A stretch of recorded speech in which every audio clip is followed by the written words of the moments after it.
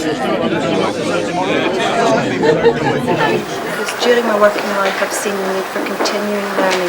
You can learn things when you go to school, when you go to college, which you don't use during your working life, but may come back to later. And sometimes you need to be refreshed in these things. You need to be able to continue learning as you work.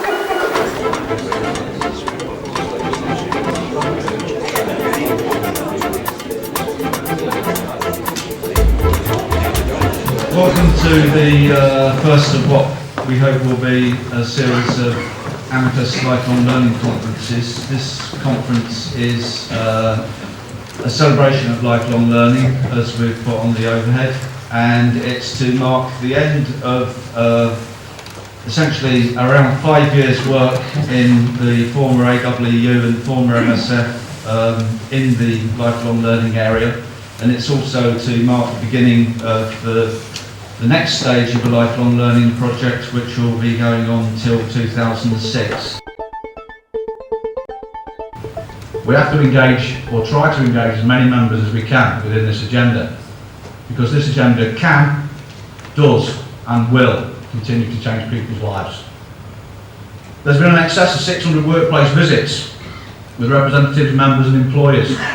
This has provided access and awareness to the lifelong learning agenda to an excess of 150,000 members of Amicus. There have been taster sessions and learning at work days run within companies right the way across the country. Over 20 new learning agreements have been signed and established with employers. Networks of union learner reps currently today still negotiating with their companies about the integration of the lifelong learning agreement within their company collective bargaining arrangements.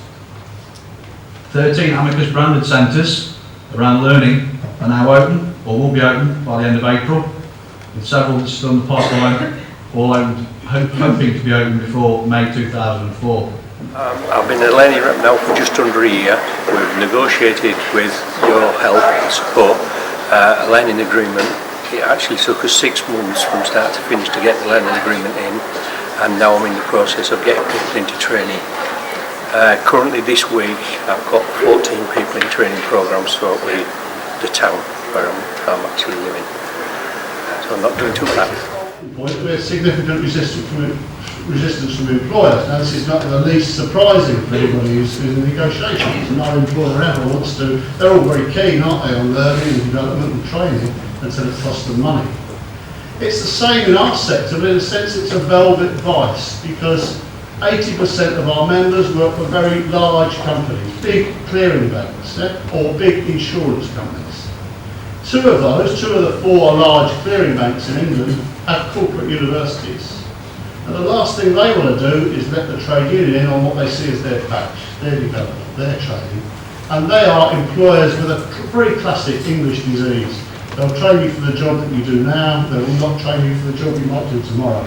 This is a key and central part of what trade unions are and ought to be for, and a key thing that can help us organise in the future, bring people into membership, have something to offer to young members, and set ourselves a long-term agenda.